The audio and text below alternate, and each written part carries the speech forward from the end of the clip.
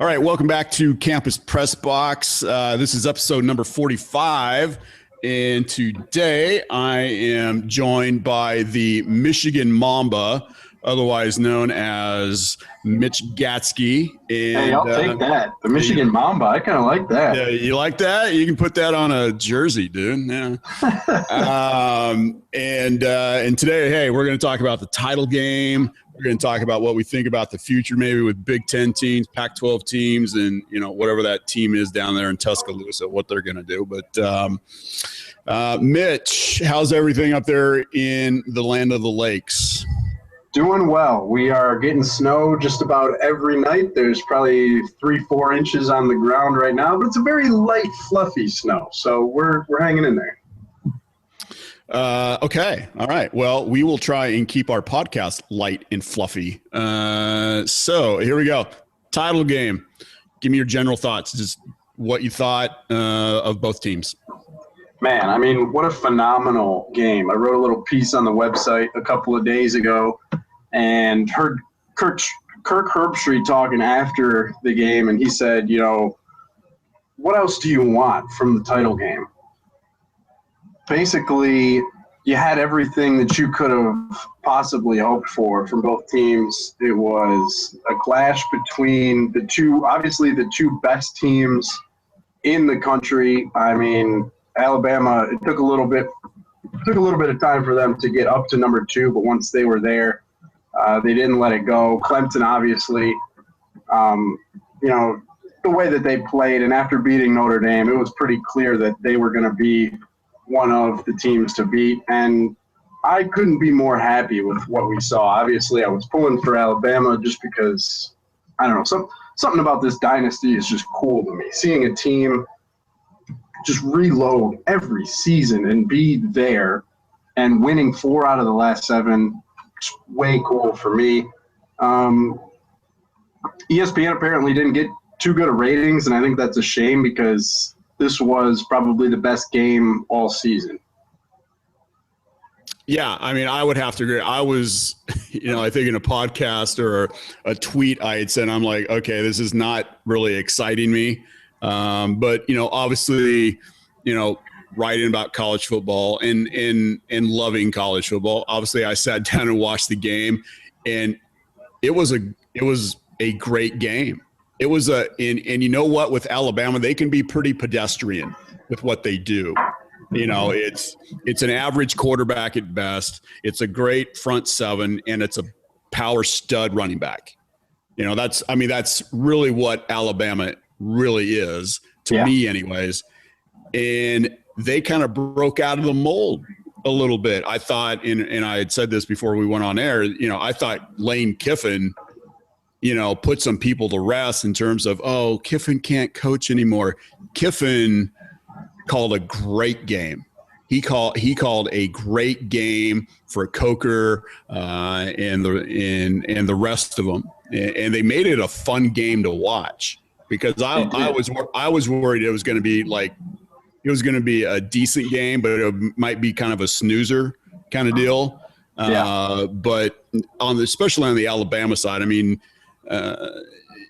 Clemson has a little bit more dynamic of an offense. They're a little bit more quick strike. I mean, they're a little bit more fun to watch than Alabama is, at least for me. But yeah, Kiffin made it fun, and then hey, you got the onside kick, baby. That won the game right there. It absolutely changed all the momentum. It changed absolutely every piece of momentum that was in that stadium. So go ahead. And that's risky because if you think about it, Alabama had just kicked the field goal to tie it at whatever the score was. Doesn't really matter. Yeah. They just kicked the field goal to tie it. So just about the last thing you're expecting if you're Clemson is an onside kick at that point. And the onside kick was perfect. It looked like he threw it to him. I mean, you couldn't have kicked it any better. Right to the guy. They get it at the 50-yard line. Of course, they go in, score the touchdown, and didn't look back from there. As you said, Kiffin called a tremendous game without some of those plays that he dialed up in the second half.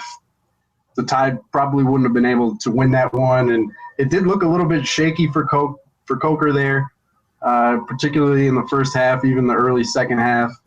and it looked like things might have been getting away from him. In the first half, he looked kind of rattled to me. Shaq Lawson was getting into him. I think Clemson had 5 sacks in the first half, and you're thinking, this might get ugly.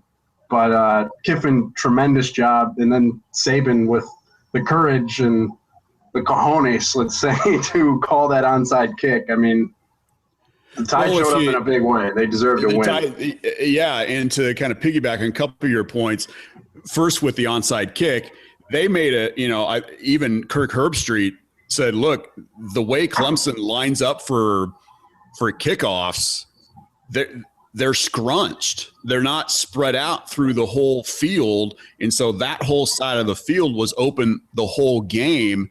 And whether that was like a halftime adjustment that they said that, okay, here's what we're seeing on kickoffs, and, someone noticed something, or they saw it on film, prior to the game, great call. That goes back to, that either goes back to a halftime, adjustment, or that goes into game prep. Okay, they scrunch everybody on the kickoff. We can get it. If we need an onside, we can probably get it. And like you said, the kick was, that's teeing up the ball and hitting it 300 yards right down the middle. I mean, that was a perfect strike for that kicker from Alabama. And then, talking about Coker being kind of rattled in the first half, but to kind of defend him just a little bit, that D line for Clemson, legit. Yeah, they were getting after it. Yeah, they were getting after it, and that was a great defensive line that they brought into that game. And they were making a decent Alabama offense look pretty average with as much pressure and as much, kind of concern they were causing Coker in the pocket. So, and if it wasn't for what's the running back's name for Alabama again? Why am I having a brain freeze? Derrick Henry. I was just going to ask you about him. Yeah, Henry. He rattles off that 53-yard run. Yep. I thought he was, obviously a big part of that. I mean, he had 128 yards in the first half. Yeah. And I'm sitting there going, okay, if you're going to allow that guy to get 128 in the first half, it ain't going to turn out well. No. Because if you can shut him down just a little bit, Clemson just might win the game. So, what were your thoughts on Deshaun Foster? Or Watson, excuse me, Watson. Watson played – he was probably the best player on the field. I mean, yeah. You give the MVP award to Jake Coker because he's the winning quarterback, but honestly, he had a pretty subpar game, I'd say, and Watson came out to play. I mean, the first touchdown pass, again, just like the onside kick, perfectly placed. I mean, he led his receiver right into the corner of the end zone, lofted it right over the defender. I mean, touchdown there. Second touchdown, again, put it where only his guy could get it. He played an incredible game. He did just about a little bit of everything that we saw him doing throughout the season. He picked up a couple of first downs with his legs, scrambling out of the pocket, extending plays, finding receivers downfield. If Deshaun Watson hadn't been playing quarterback for Clemson, they probably would have got spanked. Oh, yeah. Yeah, absolutely. And he ended up having, like I said, he was over 400 yards of total offense. I mean, it was a Christian McCaffrey kind of performance for Watson. So, yeah, that throw that you're talking about, perfectly placed ball right over the shoulder, right over the head, and right into the corner. I mean, if it was one of those balls where his guy's going to get it or nobody gets it. Right. And yeah, perfectly placed. And he even, I'll tell you what, that he, even in the pocket, even when he got flushed out of the pocket and he was kind of running around a little bit, he didn't seem like he was out of control. Like he seemed very comfortable. He seemed very poised, even when he was running around, and those big Alabama guys are trying to kill him. But I mean, I think him and McCaffrey going to next year's 1-2 with the Heisman, probably with Watson being probably number one. But yeah, he impressed me a great deal with his ability. And to be honest, I mean, as many times as probably Clemson was probably on TV, I didn't see him play that much. You know, Yeah. I mean, you see the highlights and you see all that kind of stuff, but when you see and you sit down and watch the kid's legit. I mean, he's absolutely legit. So let me ask you this. So Saban gets another title. Is he the greatest? Is he the greatest coach all time, or is it a generation thing? You know, it is a generational thing. It's hard to compare him to Bear Bryant or what's the guy out there at USC who won all those titles? Oh, John McKay. Yeah, I mean, it's hard to compare these guys. The game is completely different, first of all. Not even just talking about the play on the field. The game is played completely differently. And then you add in all the stuff about recruiting and just the behind-the-scenes coaching stuff that's vastly different from how it was 30, 40 years ago. But, yeah, I'd have to say he's the best ever because you think about it, he's 61, 62, and he's still got a shot to win a few more championships if he stays at Alabama. I mean, they're not going anywhere, you know. He's always going to have a shot if he stays there and keeps the recruits flowing in. And for my money right now, he'd probably get the nod as the best coach ever, yeah. Okay. All right. Now, what, with me, certainly I don't know. I mean, I'm with you in terms of it's so hard to judge, Bear Bryant to Saban or John McKay to even Pete Carroll when he was at USC. I mean, it's almost apples and oranges to me because of what you said with the recruiting and how the game is played. And to me, it's just the players are bigger, faster, stronger. Mm-hmm. Back in, Bear Bryant's time, linemen were probably 250 pounds, or maybe 260 or something like that. Now they're, if you don't have a few linemen that are at least 310 to 320, I mean, you got some small linemen. Now the running backs are 250. Yeah, exactly. Yeah. Yeah. Your linebackers or, I mean, it's your slot guys could be 200, 210. Right. So for me, it is difficult to say that he's all time, but if you want to talk generation, yeah. I mean, he has the ice to prove it. Yeah. Generationally, I don't think there's much of an argument at all. I mean, who, I don't even know who would come in second. Urban. Yeah. Okay. Yeah. I guess. I mean, that's just the name that came to my mind because he's won in two separate places. And that's the thing that gets it for me as well. Nick Saban won the championship at LSU, came to Alabama, winning more championships. It's different than a guy that, say, stayed at one school for 20 years, came home with 6 titles or whatever it may be.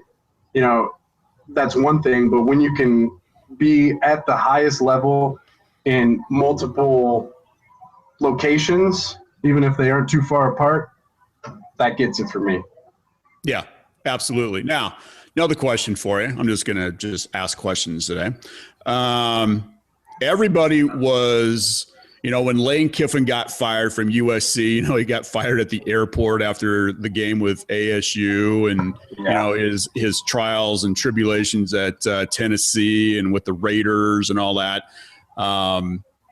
Did he resurrect his reputation based off of this game and maybe even just the playoff or maybe even the whole season? I mean, I don't know. What do you think?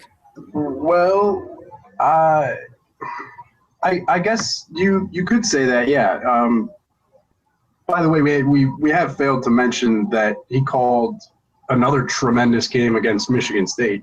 I mean, I didn't expect that game to be 38-0, and because of the way that Kiffin orchestrated that offense, they were able to put up points on a Michigan State team that was shutting everybody down all season. But, yeah, I mean, as far as an offensive play caller goes, he's got to be in the top handful of guys that you think of at the college ranks right now. Maybe not as a head coach. Some guys just aren't head coaches, some guys can handle a portion or a position or call the plays or whatever, but maybe they just can't lead an entire team. Maybe Lane Kiffin is that guy, and we're not really going to get to find that out until he gets another chance to be a head coach somewhere else, somewhere down the line. But for now, I say just stay at Alabama, learn from, as we are calling him now, the best of this generation in Nick Saban, and down the line, maybe 5-10 years, see if you can take a program to the top the way that he's doing now. But got to be the top offensive play caller in my book.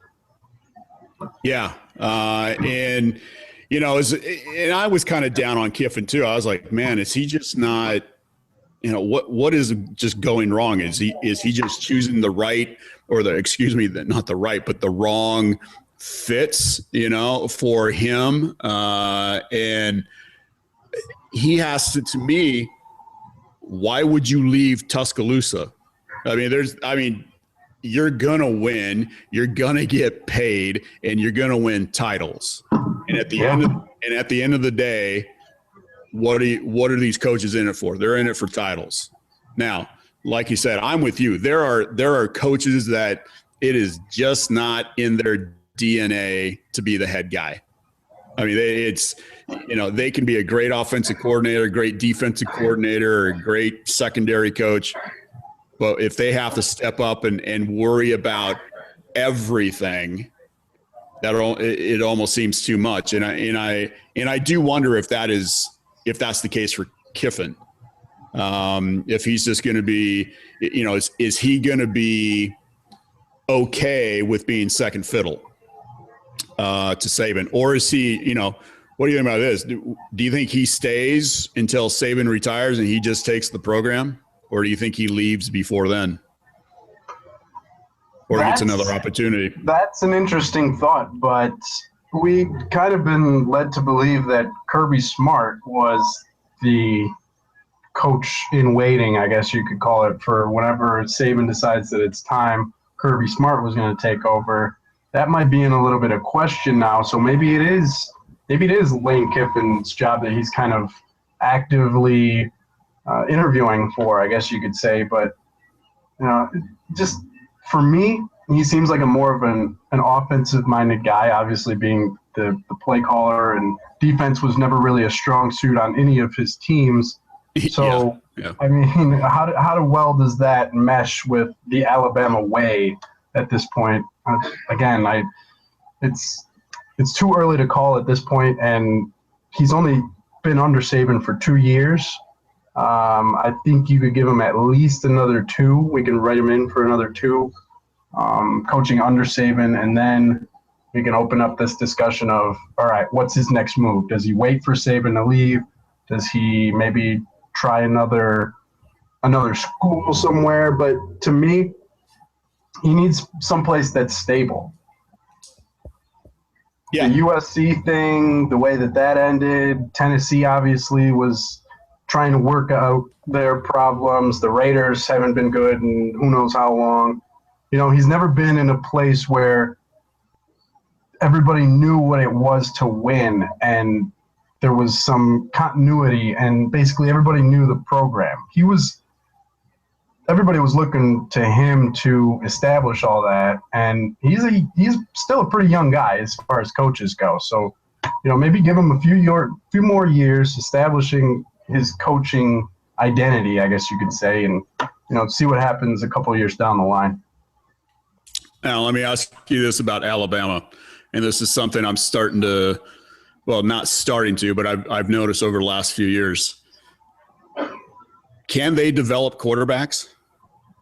Man, if they could, there's nobody that's going to beat them. That's the only thing that's stopping them from being a pro team right now, basically. Yeah, they had McCarron, but even I was like, okay, McCarron's a good college quarterback.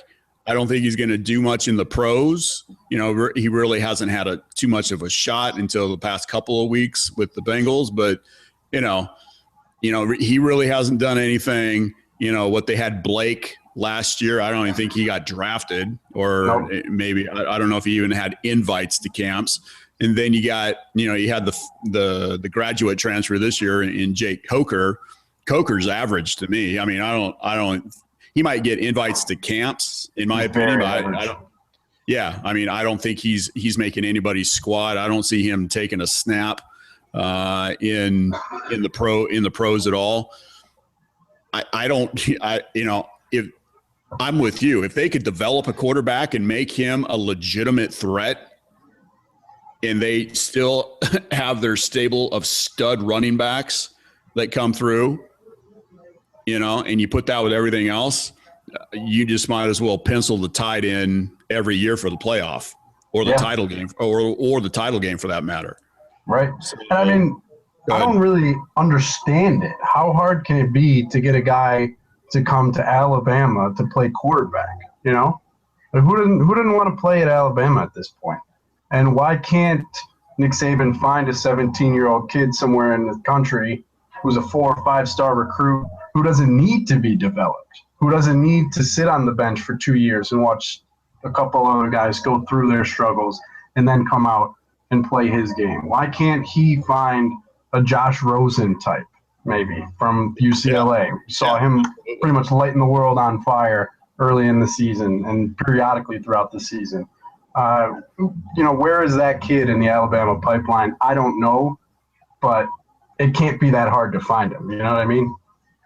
Oh, there's thousands of kids like that you could find, and I don't know.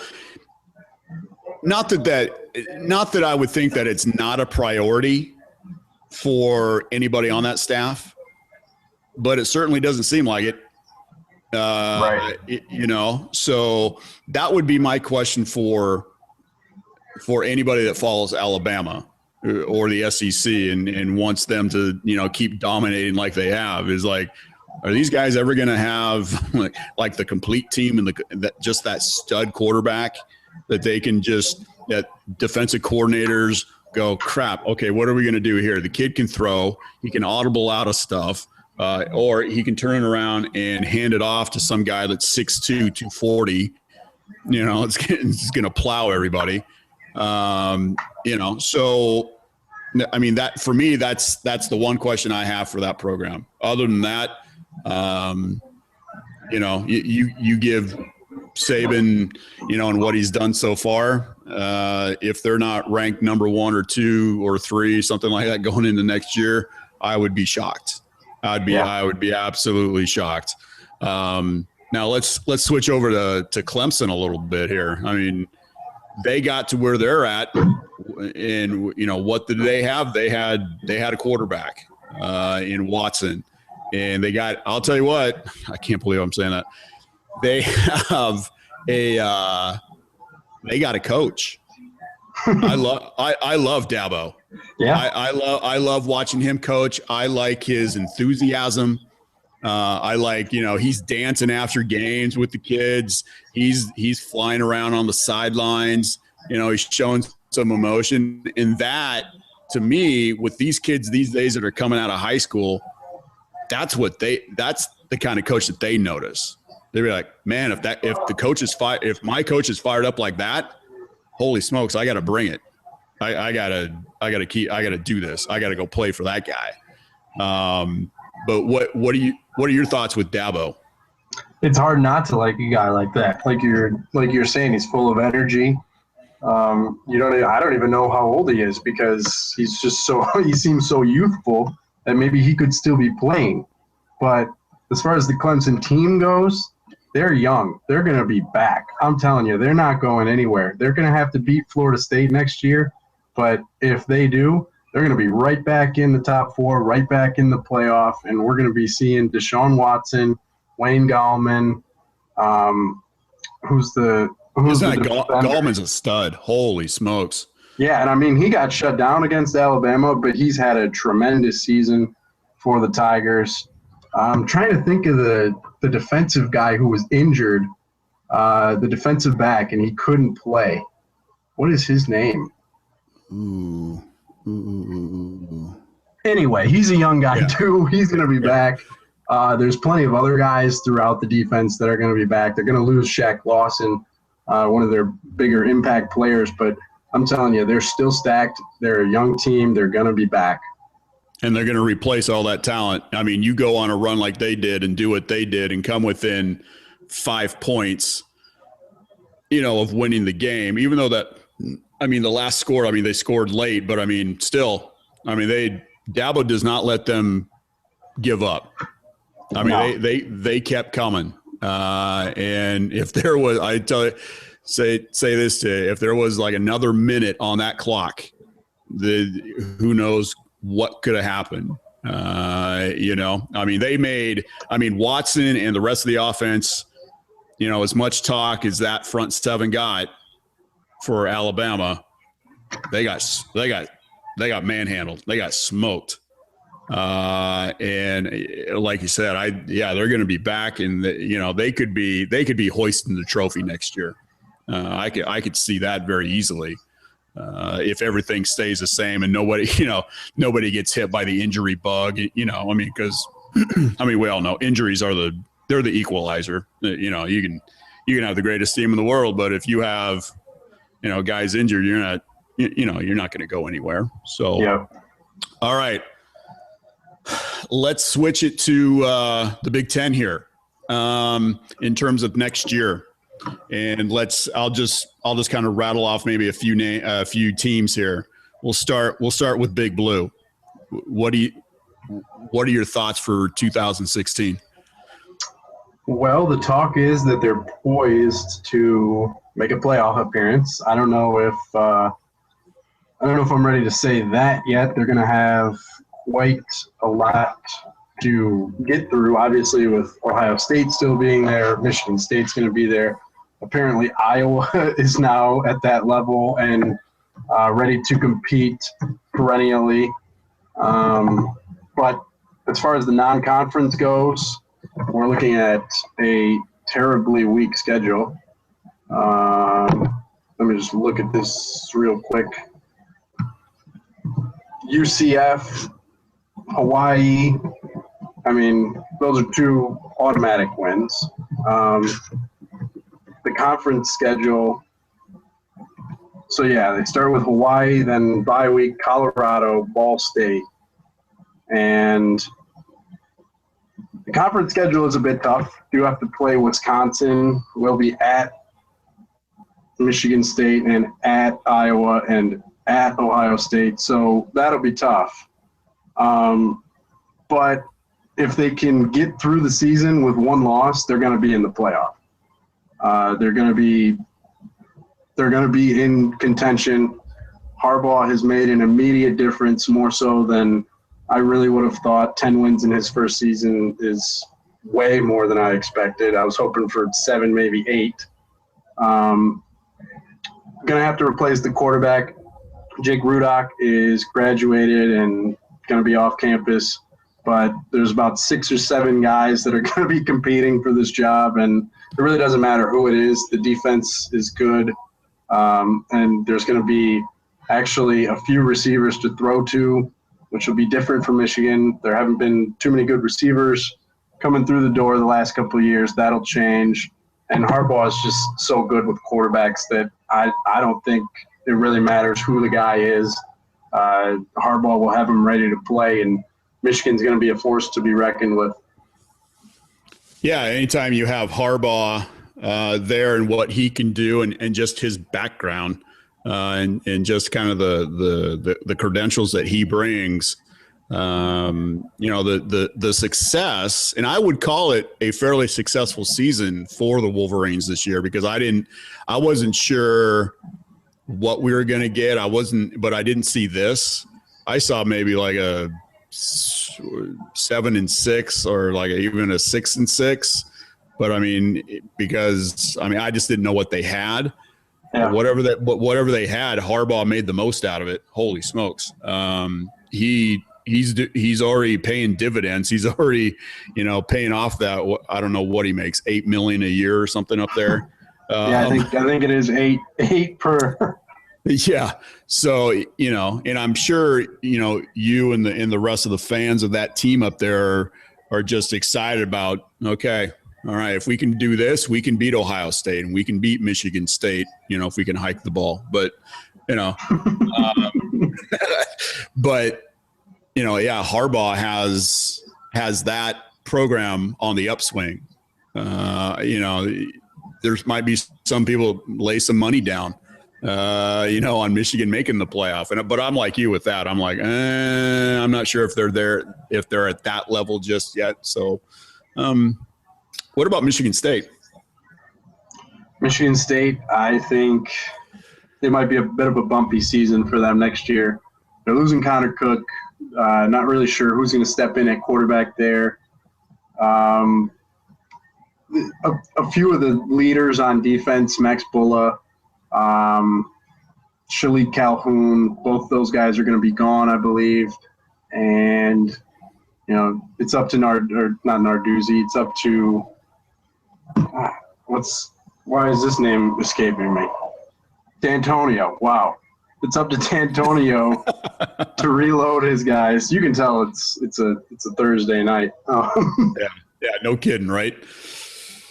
But anyway, it's up to D'Antonio to replenish everything that he has there and, look to build on what was a great season for them. Obviously, they get spanked by Alabama, but you can't take away the fact that they did make the playoff. And that's going to be huge for recruiting, even though they did lose in a big way. Having a nationally televised game like that at the end of the season is going to do a lot of things for them in the state of Michigan and Ohio especially. So I'm just looking forward to that rivalry building up a little bit. Michigan State has been very one-sided in the last decade or so. The Spartans have really dominated. And now that Harbaugh's in town, Michigan is getting back to where we all think that they should be. And I'm just looking forward to D'Antonio, Harbaugh going head-to-head. Spartans, Wolverines actually becoming a real rivalry again. Speaking of rivalry, what about Ohio State? Man, they're to the point. Urban Meyer is, again, just like Nick Saban, just like Harbaugh. Recruiting for him has got to just be so easy because, kids, you don't have to say much, I feel like. You just walk into the living room, you look the parents in the eye, said he's going to get a great education. I'm going to take care of him. We're going to win. You're going to have plenty of opportunity to go to the next level if that's something that you want to do. And if you want to take off after your junior season, that's fine. He has the luxury of saying that, kind of like a Coach Cal in basketball, where he can recruit those one-and-done players. He can go after those upper echelon guys that basically just use the program as a revolving door to spring themselves into the NFL. Urban, he's got it made, I think. And it's just, I'm looking forward to those three actually competing for the Big Ten East title. And that's the thing, they're all in the same division. So only one of those teams every year can go to Indianapolis and play in the Big Ten championship game. And that just heightens the drama for me. You hear Damian talk and, he'd rather have Michigan, Ohio State be the Big Ten championship game. He doesn't want them to play every year. Well, for my money, I like seeing them compete to get to the next level rather than competing at the highest level in the conference, if that makes sense. No, it makes sense. No, I know where you're going. Yeah. Yeah. No, and shoot, with Ohio State, they only have to choose between one quarterback. The other two are gone, and Barrett will be there. The question is, who's going to take over for Ezekiel Elliott at running back, which I'm sure they got some stud in waiting. Right. Some guy that's 6'1", 235, 240 as a freshman, Runs a 4.4. Yeah. Yeah, runs a 4.4, and, he's basically a house with legs. So, between those three teams, between the Wolverines and Sparty and the Buckeyes, that's a round robin tournament right there. Yeah. To get to the title game and then to get to the playoff. And then, if you want to throw Iowa in there, I mean, I don't know if they're exactly the class of their division, but I still see the Big Ten as a 3-horse kind of deal. Until I see more out of Iowa, I'm not going to, jump on the wagon, so to speak, with them. But yeah, next year is going to be a big year for them if they can not even repeat. I mean, obviously a 12-0 regular season is hard to do every year, but if they can get another 9-10 win season, people are going to say, hey, maybe Iowa is a place to go play football, and Kirk Ferentz knows what he's doing, and he's been there, and you know, there's something going on there. It's exciting to see a team like that take a big step forward like they did. Yeah, and here's the thing. I mean, if Ferentz can keep doing it, he's, I didn't really see them on TV that much out west. I mean, I'm sure they were probably on in the Midwest in your neighborhood. Honestly, not even that much. I saw him play once before the Big Ten championship game. Yeah, see, so I didn't know, all these people, and there's a lot of Iowa fans out here in the desert, and they're like, this team can win it all. This team, I'm like, I haven't seen them play. I mean, I couldn't make a valid determination of what, of their chances and all that. But I mean, if you get to 12-0, I mean, okay, you've done something right, obviously. But so it'll be interesting to see what Iowa does next year and the year after to kind of capitalize on the success that they had. Now, let's talk. Let's talk go out west, because you want to go out west. Okay, I want to go out west. I want to hear what you think about next season, because as I'm looking at all the teams in the Pac-12, is there a favorite? Is there an early favorite for the conference championship game? And if so, who is it? That's a good question, because I don't know if there is a playoff team in the Pac-12. I don't know. I mean, there's a lot of good teams. I mean, the conference from top to bottom is pretty solid. But here's the thing: it's gonna hurt the conference. There's a lot of teams that have to replace their quarterback. I was going to mention. Yeah, I mean, Utah has to replace theirs. The Trojans have to replace theirs.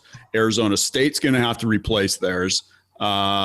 Stanford's going to have to replace theirs. Oregon State, not that they're going to be a factor, but I mean, they may move their quarterback to wide receiver because he's so athletic, and bring in, he's going to be the kid is going to be a true sophomore, but he got hardly any reps this year. So, I mean, they're still looking, what they want to do. Oregon, okay, they're bringing in another fifth-year transfer from Montana State, and his name's Dakota Prukop. Sounds like he's Russian. It's like he shows up, he's like, how are you? I will crush you, kind of thing. And California, Jared Goff's gone. So you got a conference full that is usually just chock full of NFL type quarterbacks, that are, or just really good quarterbacks, to a conference next year that who the hell is going to quarterback some of these teams, and I'm the guy that says, okay, you can have the greatest team, but if you don't have a solid quarterback outside of Alabama, okay, you're gonna struggle. I mean, the quarterback to me is just the most important position on the field, and it's the position that creates stability. And I don't know who's going to create that stability. I mean, UCLA, they got Rosen. Okay, I mean, he'll have another. He has that year that he had this year, which wasn't for a freshman quarterback. Really wasn't too bad. I mean, it was your typical, to me, kind of a typical freshman quarterback. Couple good games, couple down games, couple good games. Here's an average game, Yep. But you could see it. I mean, you could see just watching the kid throw. I mean, when I saw him in person out there in LA, the kid, there's just something about him. I mean, they may call it the it factor, but I mean, he looked just under control. He knew what he wanted to do. He was comfortable in the offense, and now he's coming back. The question with UCLA, receivers, there's some receivers being gone. They lost Paul Perkins, the guy who's run for over 3,000 yards the last 2 years. He's gone. There's some offensive line guys gone. So, hopefully they can have a recruiting season like they did last year, where they got a half a dozen guys that were rated 4 or 5 stars, and so I don't know. Arizona State, good God. Who knows what they want to do. Brickovici's gone now. They have a couple of guys that were behind him that were more of the zone read option, not necessarily option quarterbacks, but they're running quarterbacks. Yeah. Because to me, Brickovici was the wrong quarterback for the system that they ran. He was a gunslinger. He liked to throw it downfield, but they had him running zone read, and he would never keep it and run. He always handed off, so they never respected that. So that was part of their garbage this past year. Arizona, they have a new Solomon, but he had a pretty shaky, at best, sophomore year. Now, granted, there's a few games in there where he was injured because of concussion, but he's not the biggest dude out there. And Rich Rod likes, that zone read stuff, get the quarterback out running around. Now he has a quarterback that's been concussed. It'll be interesting to see if they kind of shape the offense a little bit more towards maybe a more pro style kind of thing. So he's not getting, whacked all the time. He's out running, but who knows with the Arizona schools, it's tough to see. And you got, good God, I'm just in the South here. USC, they lose Cody Kessler. I don't, who knows what Clay Helton wants to do. I mean, he didn't really make that good of an impression in his first game as, quote, the head coach. No, he did not. He was way conservative. I thought he would come out with Kessler and you got Juju Smith and you got, Amari Jackson out in the slot, out wide. They weren't getting the ball. I mean, now with Kessler gone, who the frick is going to get Juju the ball? Because you can make the argument Juju's the best receiver in the country. Oh yeah. That kid gets the ball. He's big and he's fast. Let's start that train right now, Mike. Juju Smith-Schuster is the best receiver in the country next season. Okay, let's start. We're starting the train right now, right here, right now. Sweet. All right. I'm on the train. And then you got Utah. Okay. I mean, I was pushing Utah before the season last year and they were my dark horse and it was looking good. And then Wilson gets hurt and Devontae Booker goes out the last couple of games. And that just kind of derailed them in their season. So they're going to replace Booker. They got to replace Wilson. The guy that was behind Wilson has injury problems, but he's more of a running quarterback too. And part of his injuries were concussions.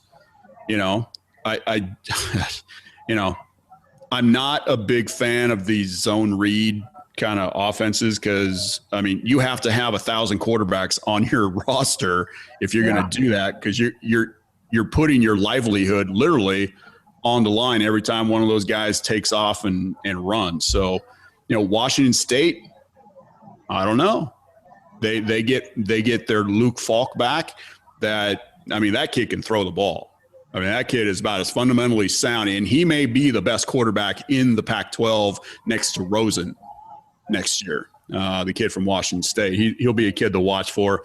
Washington, they started a true freshman, Jake Browning. He can run around, he can throw it. Smart kid. They got who else? They got Myles Gaskin back there in the backfield, and Myles Gaskin, I'm telling you, the few games that I watched Washington, he absolutely just went off on whoever they were playing. And his speed reminds me of Reggie Bush. Okay. Yeah. So he's a kid to watch for, but once again, young quarterbacks, and you just don't know what you're going to – sounds like Forrest Gump. You just don't know what you're going to do. But, they talk about the sophomore slump. Okay. I mean, that's what I worry about with these freshman guys. Stanford. Okay.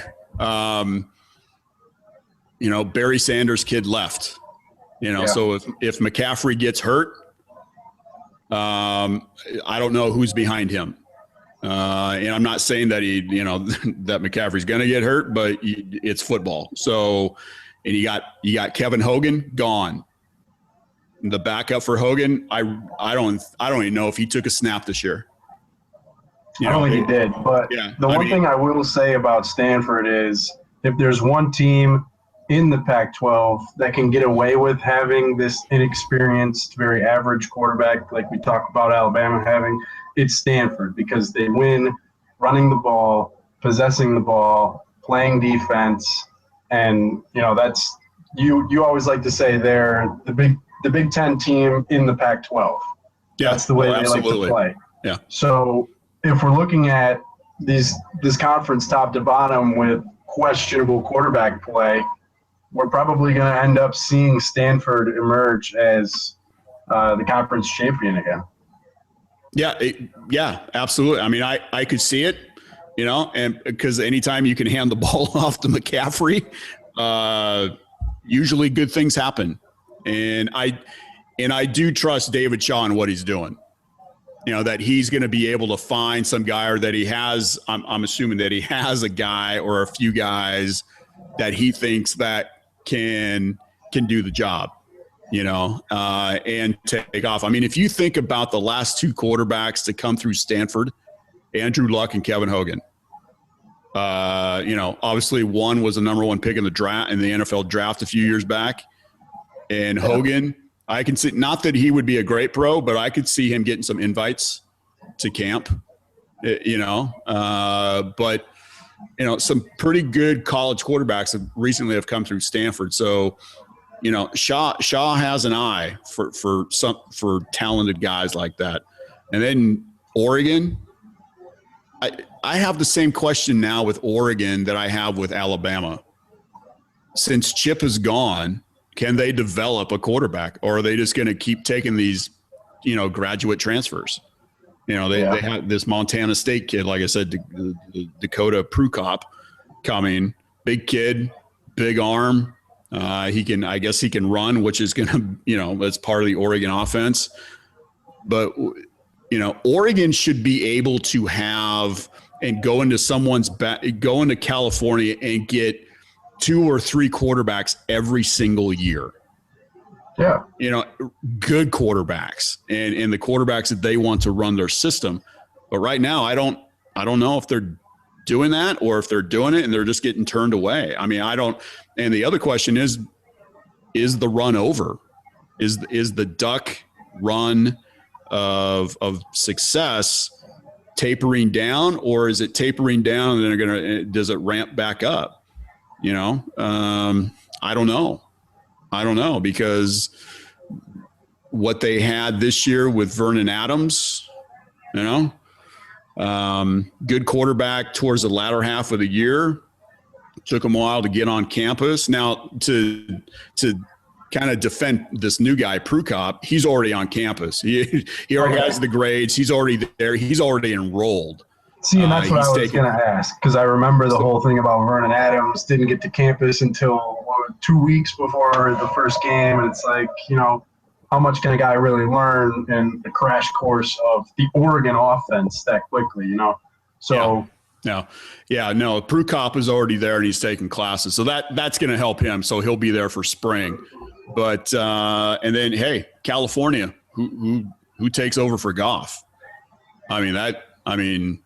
To me, he might have been the best quarterback in the whole, he could have been the best quarterback in the whole country. He could have been certainly, him and Hogan being the best quarterbacks in the Pac-12. So, California.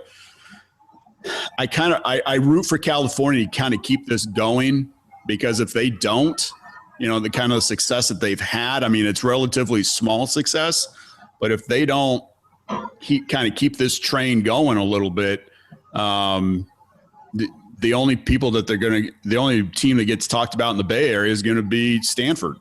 I mean, Cal is going to be like an afterthought. Like, oh yeah, Cal. No, yeah, they do something over there. I'm not sure what it is, but they're doing something. So I mean, that's kind of the rundown of the Pac-12. But like you said, I mean, Stanford, yeah, because they're so different from basically everybody else in the conference. Right. I could see them winning the conference again.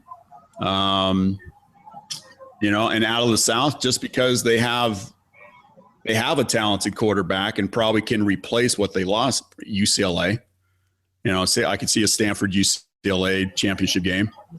But right now it is. And this is just weird for me to look at the conference like it is in terms of quarterbacks, because I'm so used to going, oh, quarterback, okay, yeah, experienced quarterback, and go down the line and you got a ton of them. Right. And now this year is just nothing. Well, really. Maybe this is the year where we see some new guys, step up. Everybody's got to start somewhere, right? Oh, absolutely. Next man up. Everybody's got to be Everybody's got to be the inexperienced guy before they become the all-stars. So maybe 2016 is the year of the inexperienced Pac-12 quarterback who comes around and wows us, whereas the 2015 Pac-12 season was a bunch of experienced guys who we knew could play and are now graduating to the next level. So I think it's going to be an exciting season, especially in the first 4 weeks of the season with the non-conference, or three weeks. That's right, because you guys play non-conference games out there. Yeah. The non-conference games are going to be very intriguing for me. I'll be watching the Pac-12 teams to see, what they come up with, basically. Hey, do you know who USC plays first? Is it Bama? I don't. That's what I thought. I remember hearing that. Is that the one at Jerry World? Yeah, it's the one at Jerry's World. Yeah, which is going to be interesting. Just from the sub story of Kiffin, SC. Kiffin's now at Alabama. Yeah. So that'll be an interesting game. Let's see, Kansas State at Stanford. Okay. Okay. That'll be a good game. UCLA goes out to College Station to play the Aggies at Texas A&M. Okay. Okay. That'll be a good game. And even Texas Tech comes out to Sun Devil Stadium to play the Devils out here. That might be an entertaining game just from an offensive standpoint. Probably 90 points in that one. Oh yeah. The over under. What's the over under? 110. And then even, this might be interesting just from the big Mormon population out here in Phoenix, but Arizona plays BYU at the Cardinals Stadium. So, I mean, for the Pac-12, there are they have some good non-conference games to kind of watch. So it'll be certainly interesting to see what happens and look at this. And I'm taking a look at the schedule a little bit here. Oregon goes to Nebraska September 17th. And this here's the first league game. USC at Stanford. All right. Okay. I think that could be a special game right there. That could tell us all we need to know right there. Yeah. Exactly. I mean, for me, that probably will be appointment television because I'm not, I'm not as down or like hating on USC as some people are. I'm just just from the standpoint of, okay, what's Helton going to do? You know, how is he going to run this program, and how is he going to run this offense based off what we saw in the Holiday Bowl? Because if that's what he's going to do, he ain't going to last that long down there. So go ahead. And man, they can't afford to be chasing coaches out of town anymore. They got to find a guy and stick with him. Yeah, like through thick and thin. Yeah, be like, because I mean, it is still USC. They recruit nationally. They can go into anybody's living room and just go, "We're the Trojans." I think you've heard of us. Kind of deal. Now they can't floss the ice like Saban or Urban can, but they can still. It is still the biggest brand on the West Coast. I mean, they may not be winning titles right now, but to me, they are still the biggest brand in the conference. So we'll see. I'm not ready. It's oh my God, it is way too early to. I love these people that go, oh yeah, it's going to be this team and this team in the championship game. Right. I'm like, I just want to go. You realize we were like 358 days from the championship game, right? Okay. But we haven't even hit spring ball yet. Yeah. We haven't hit spring ball. We haven't hit spring in what I'd like to say spring injuries. Because all sorts of crazy stuff can happen in spring ball. Holy smokes. But you know what? What are your thoughts overall of the whole 2015 season? Great season. I mean, from week one with Northwestern beating Stanford all the way to the botched punt, Michigan State, and then Michigan State going into Ohio State and beating them. All the talk about the SEC being down, and still they're the kings for me. I mean, talk all you want, but their best team is better than anybody else's best team, and that goes further than this whole talk of, top to bottom. I know you like to say top to bottom, the Pac-12 is the best, and that may be, but they didn't get a team in the playoffs. So yeah, they didn't get a team in the playoff, and they're not holding the trophy. So bottom line, that's what it's about, is holding and kissing that trophy. And so, next year, hey, it's just going to be another great year of college football. And it'll be interesting to see what happens out west. It'll be interesting to see. I'm really going to be interested to see what happens with Michigan, truthfully, and see if they can take the next step. Can they? I mean, how many wins did they get this year? Was it 8? They finished with 10 wins. Oh, 10 wins. Including the bowl game. Okay, including the bowl game. Okay, yeah. So they won 9 like regular season. Okay. Right. 9-3 regular season. So, I will be watching Michigan because I think, you put Harbaugh in the playoff and just his personality. ESPN's going to eat it up. And then if Dabo gets back in the playoff with his personality, that's going to be fun. That would be fun to watch, and then, you got to assume Alabama is going to be in there somewhere. Yeah. And then whoever brings up the fourth, the last spot, but, it's going to be fun to watch, certainly. So, hey, Mitch, tell everybody where they can find you. Find me on Twitter at Great Gatzke, Gatzke. Find me on Campus Pressbox. Find me anywhere you find me. I don't know. You might want to start a new Twitter handle called the Michigan Mamba. I'm just throwing that out there. I might add that hashtag in my bio. Nice. There you go. There we go. All right. You can find me, Mike Wilson, also at campuspressbox.com. Senior Pac-12 writer, writing about everything out west here. Once all you people on the East Coast are sleeping, I'm still up writing. So that's right. That's right, baby. And then you can also find me on Twitter at Pigskin Opinion. And you can also email me with any thoughts or hate mail or whatever you want to do. Mike loves hate mail. I love hate mail. Bring it on, people.